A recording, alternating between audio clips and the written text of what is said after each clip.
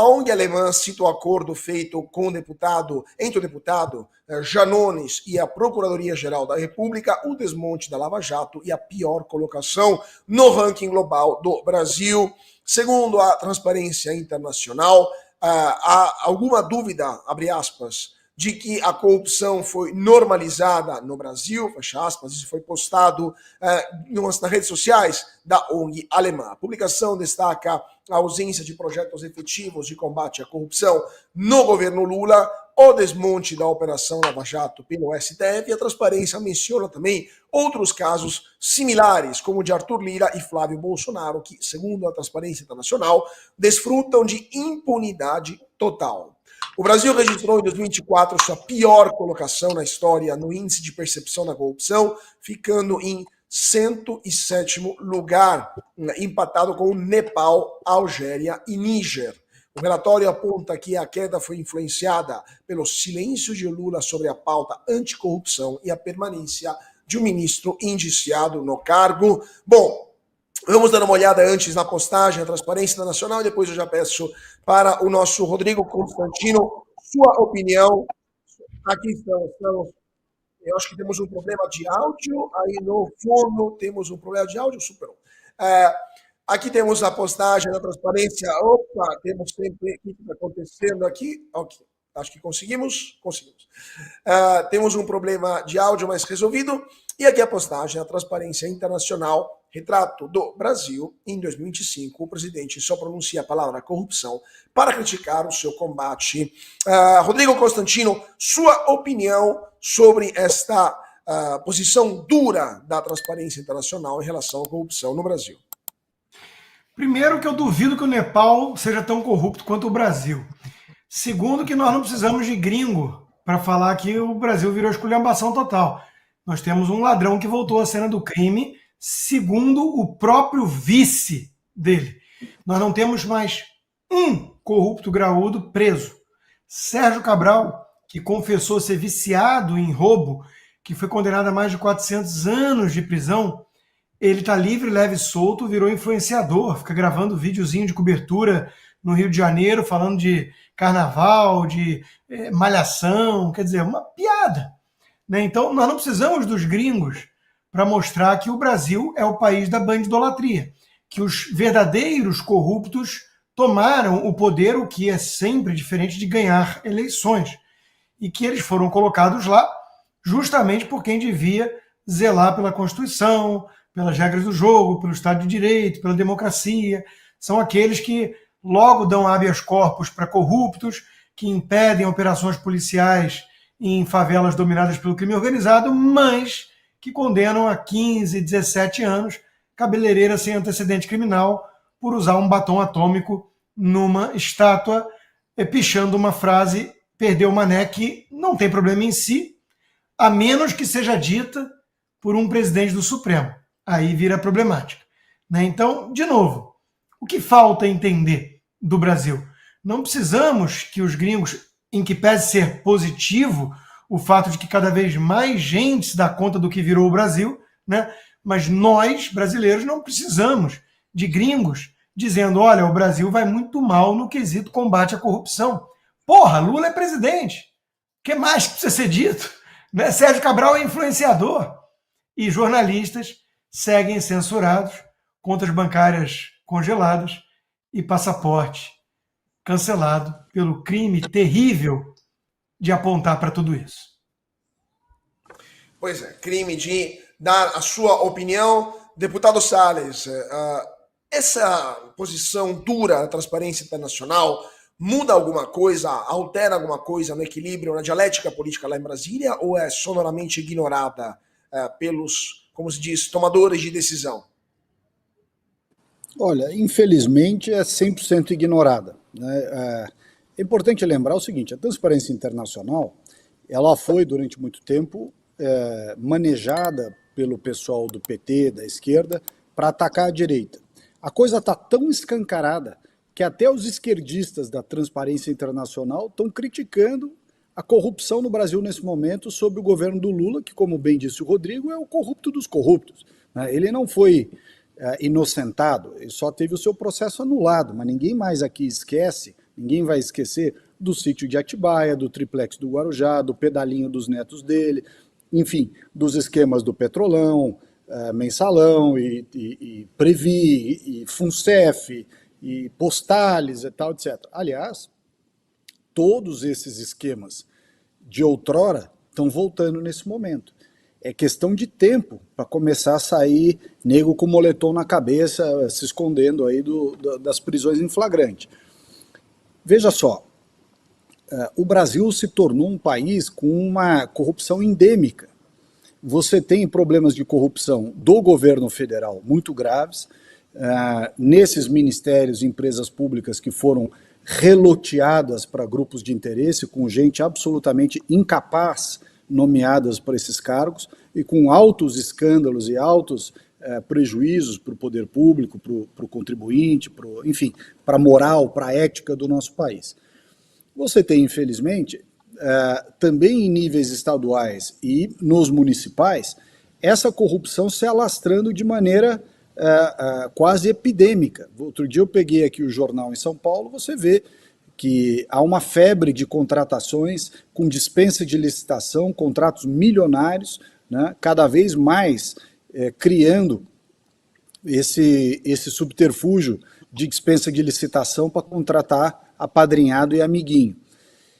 Esses mesmos mecanismos são utilizados também em órgãos do Legislativo Brasil afora. E também a gente tem assistido uma série de publicações trazendo, aí não se trata de corrupção, mas de abuso da sua posição de órgão público, vários tribunais e órgãos de Ministério Público, etc., com uma série de vantagens, penduricalhos e coisas afins, que ao fim e ao cabo geram prejuízo para o contribuinte da mesma forma. Um país que o salário mínimo é R$ 1.500, como é que uma pessoa que tira um contra-cheque sendo funcionário público, tira um contra-cheque no final de mês de 700 pau? Quer dizer, isso é uma imoralidade per se, não precisa nem ter corrupção no meio. Então, isso se espalhou no Brasil. A sociedade, quando permite que coisas erradas sejam feitas, e permite em todos os níveis, permite em todos os ambientes, em todas as regiões, em todos os níveis culturais, você tem um problema de corrupção generalizado no país. Corrupção moral, corrupção financeira, corrupção pública. Então, infelizmente, a falta de moral e de ética do país está tomando um vulto tão grande que o país se inviabiliza completamente, né? O Rio de Janeiro talvez seja o grande exemplo, o grande ápice dessa demolição institucional que atinge todos os órgãos, que atinge todos os segmentos, todos os níveis sociais, mas isso vai acabar se espalhando no Brasil mais cedo ou mais tarde. A Secretaria do Partido dos Trabalhadores admitiu o uso de um programa cultural de 58 milhões de reais para beneficiar aliados políticos durante campanhas eleitorais. Uma gravação revela que Anny Moura, secretária nacional de mulheres do PT, admitiu o uso de comitês de cultura para eleger aliados com aval da cúpula do ministério. Um áudio captado pelo ex-aliado mostra a exigência de que o Comitê do Amazonas privilegiasse, abre aspas, artistas parceiros combinados na política, fecha aspas. O Programa Nacional de Comitês de Cultura, anunciado por Lula na pré-campanha de 2022, vai custar 58,8 milhões de reais. O Ministério afirma que relatos são inverídicos e suspendeu a atividade do Comitê Amazonense para investigação. A secretária alega que falas podem estar fora de contexto e nega irregularidades. Fabi Barroso, show de horrores, como sempre. Se não tem irregularidades, por que suspender o comitê, né, por parte do Ministério, mas principalmente, depois de um carnaval, onde vimos vários artistas que muitas vezes são regados à Lei Rouanet, gritar sem anistia, nos faz pensar que esse dinheiro é muito mal utilizado. Perfeito, Cauti. A gente vive no país onde o eu vim de graça é só para o povão mesmo, né? Porque está bem claro aí, é bem estranho, há indícios, né? Vamos dizer assim, há indícios de que se foi suspenso é porque tem realmente algo severo, dizem que vão investigar. O grande problema é que a gente está andando num círculo vicioso.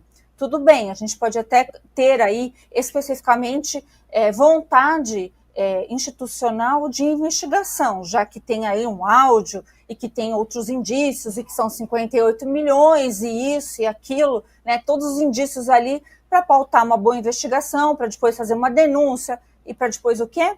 Ser julgado.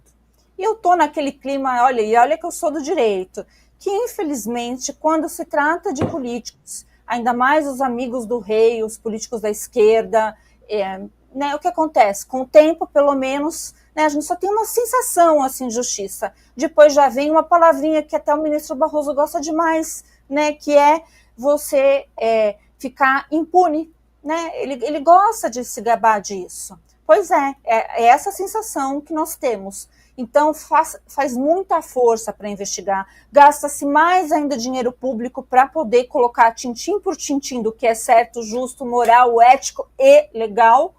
E aí, em determinado ponto, que a sociedade já está olhando para o outro lado, porque não para de haver casos semelhantes, né? O Brasil acho que o país, se não for o mais, está lá no topo da lista de corrupção e de desvio de dinheiro público. O que acontece? A gente acaba se distraindo, né? Porque vem coisas assim no importe um pouco maior, mas 50 milhões, eu não sei para o senhor e para a senhora, mas esse dinheiro, por exemplo, eu nunca vi na minha conta.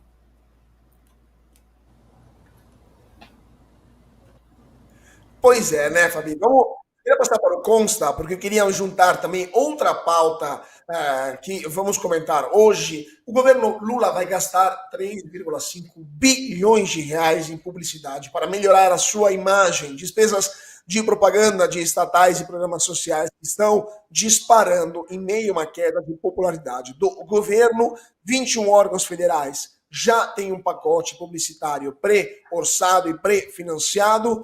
Entre os maiores orçamentos está o Banco do Brasil, que vai gastar 750 milhões de reais. A Secom sozinha vai gastar mais de meio bilhão de reais. A Caixa Econômica, 468 milhões de reais.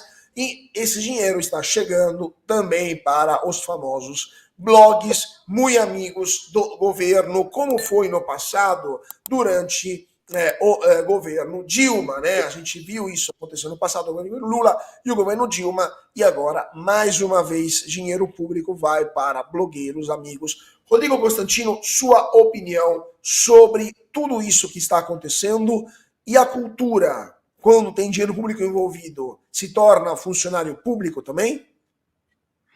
Sim, departamento de marketing, a última coisa que eles fazem ali é realmente fomentar a cultura.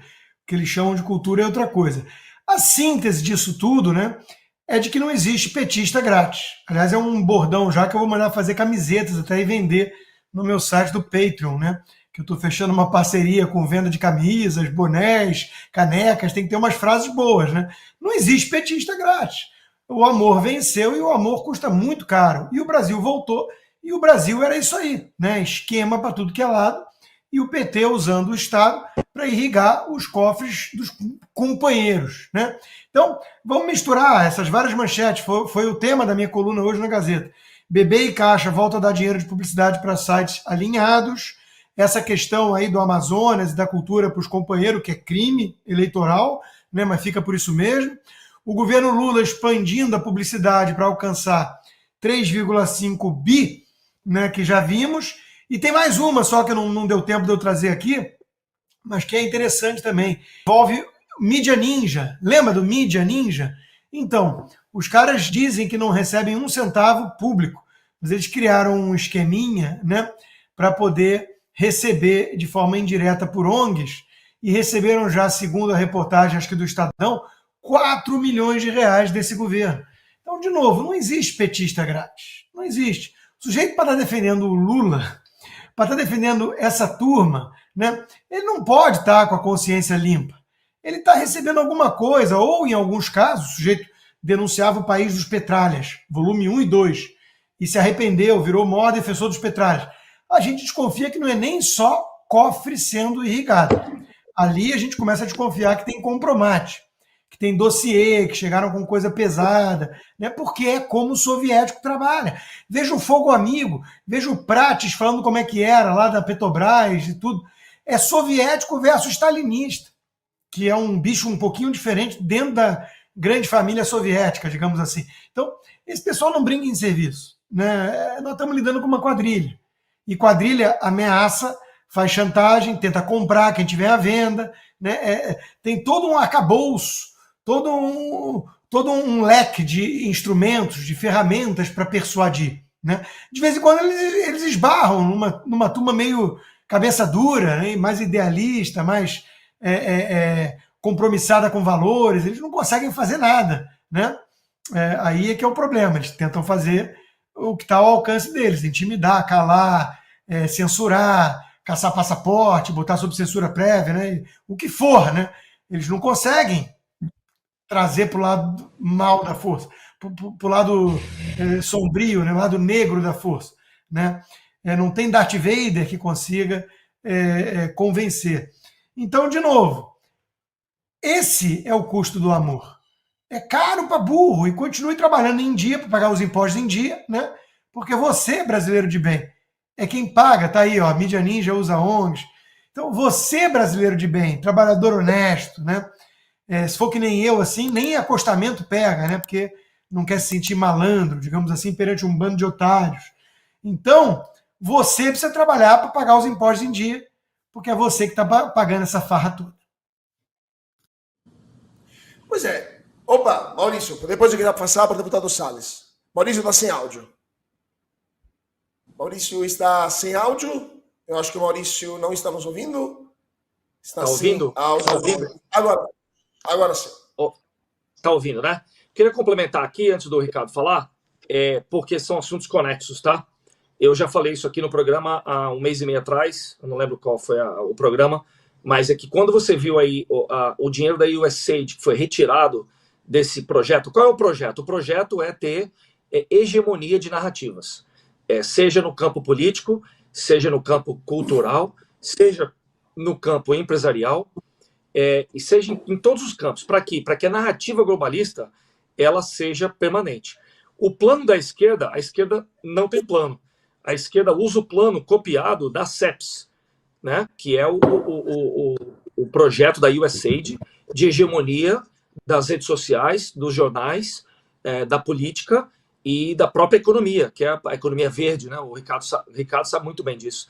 Essa ESG, a agenda ESG, você bota uma algema nas empresas. Se ela não jogar o jogo, ela não tem patrocínio e não tem contratos com os governos. Então, como a USAID saiu de cena, como não tem mais dinheiro da embaixada americana, a embaixada americana doou R$174 mil para o Felipe Neto durante a campanha eleitoral de 2022, como não tem esse dinheiro, você vai ter que tirar o dinheiro da onde? Vai tirar, eu falei isso há 6 semanas atrás aqui, você vai ver o BB voltar a patrocinar, a Caixa voltar a patrocinar, a Vale voltar a patrocinar, a Embraer voltar a patrocinar, você vai, onde tiver tentáculo do governo aí, se não for estatal, ou ele tiver uma participação, vai voltar a patrocinar esses blogs amigos, porque eles não podem perder essa fatia. O bom é que a gente sabe qual é o plano deles, é o plano da CEPS. Eles não têm outro plano. Então, a gente sabe aonde vai sair o dinheiro. Então, dá para prever esses movimentos. Só para o pessoal entender aí qual é a razão dessa mudança de postura. E vão perguntar por que na época da Dilma não faziam. Porque em 2016, na época da Dilma fazia. Eles eram patrocinados. Só que em 2016, isso está bem documentado no meu Instagram, mauriciogalante.us, o Mike Benz, eu traduzi para português os vídeos dele, ele coloca em factuais o que aconteceu em 2016. Foi que a Victoria Nuland conterou todos os esforços para os Estados Unidos e para o Brasil, né, depois que o Bolsonaro foi eleito, para retirar ele do poder e colocar alguém que jogue o jogo globalista. E por isso que você não viu aí patrocínio dessas empresas estatais, não só para o governo Temer e Bolsonaro também, mas no início do governo Lula você não viu isso, porque o governo Biden, durante os 2 anos, estava financiando com o USAID. Nós descobrimos aqui, 237 milhões de dólares foram para CEPS, programas da CEPS, para interferir nas eleições de 22 e para continuar esse programa aí de prisão, perseguição, como estão fazendo na Romênia agora. Isso foi financiado por alguém. E vocês vão começar a ver, como informação aqui, primeira mão, também coloquei na rede hoje, amanhã o STJ está fazendo uma conferência jurídica com a China. O STJ está fazendo uma conferência, o Ricardo deve saber disso, ou a Fabi sabe disso. O STJ vão vir ministros da China, professores de direito da China, para explicar como o direito é na China e como o direito no Brasil aqui, e como eles podem fazer trabalho junto. E pasmem, eu estou aqui na Conferência Nacional de Cidades, eles estão falando sobre o mesmo assunto, inteligência artificial e environment, né? Como é que chama? Proteção do meio ambiente. E na terça-feira, aí em Brasília, vai ter a mesma palestra com juristas chineses e brasileiros falando de inteligência artificial e conservação ambiental. Sabia dessa, Ricardo? Deputado, eu vou passar para o deputado Ricardo Salles. Deputado, sua opinião sobre os gastos desenfreados do governo com propaganda e se isso vai mudar algo na queda abrupta da popularidade do Lula? Veja, o produto é uma merda. Então, o governo Lula, que é um produto ruim, não vai melhorar com o gasto de propaganda. Obviamente, os caras vão roubar uma boa parte desse dinheiro, vão contar um monte de mentira. Uma hora que o nego chega no supermercado e vê que os preços dos alimentos estão lá na casa do chapéu, que um monte de coisa que o governo prometeu, a picanha, a cervejinha, não sei o que, não está sendo entregue, meu amigo, pode fazer a propaganda que quiser, que esses caras não revertem mais. O governo Lula está fadado ao fracasso. Agora, evidentemente, que eles vão fazer todo tipo de manobra para tentar criar uma cortina de fumaça marqueteira, né, para tentar driblar isso. Agora, como as pessoas hoje em dia com redes sociais e tal têm acesso e comentam, eu acho que é muito difícil, em que pese muito triste, você ver tanto dinheiro sendo gasto para defender um produto que não presta, né? Mas eu não sei, acredito que não vai ter o efeito todo. Algum efeito vai ter, mas não vai ter o efeito todo que esse tipo de gasto pode trazer. Por outro lado, quando a gente assiste, quando você pega essa informação do Galanque sobre os recursos estrangeiros que eram trazidos para cá, e essa onda internacional em vários países, como Romênia, etc., de apoiar essas agendas à la Soros, como disse o Constantino, você também tem que trazer para o Brasil uma reflexão dessa turma do empresariado, o Faria Limer aí, que andou também apoiando esse monte de porcaria que acontece, né? Quer dizer, se eles lá fora têm USAID, tem os Soros, tem os Larry Fink da BlackRock, tem lá um monte de gente, nós aqui também temos nossos. Então também está na hora da gente aqui começar a apontar os nossos e cobrar publicamente desse pessoal que fez o L, que deu dinheiro para toda essa porcariada toda, né, qual é o grau de responsabilidade deles nisso tudo aqui. Porque esse troço vai desmoronar e essa turma vai aparecer no dia seguinte como se não tivesse nada a ver com isso. Então, precisamos ficar esperto com isso aí. Tem que deixar bem claro a estampa de cada um, quem fez parte, quem gosta de estar envolvido com o sistema, gostou de apoiar o Lula, quem fez o L, etc., para amanhã ou depois não vir com aquela cara de bonzinho, né, dizendo, não, vamos ter um projeto para o Brasil. O projeto para o Brasil, caramba, esses caras foram que nos colocaram nesse buraco e nós não vamos esquecer quem eles são, não. Você precisa assistir o melhor canal de notícias do Brasil. O programa que fala de tudo, que deixa você informado sobre tudo o que acontece no Brasil e no mundo. Ao vivo, todos os dias, no YouTube. Clique aqui e se inscreva.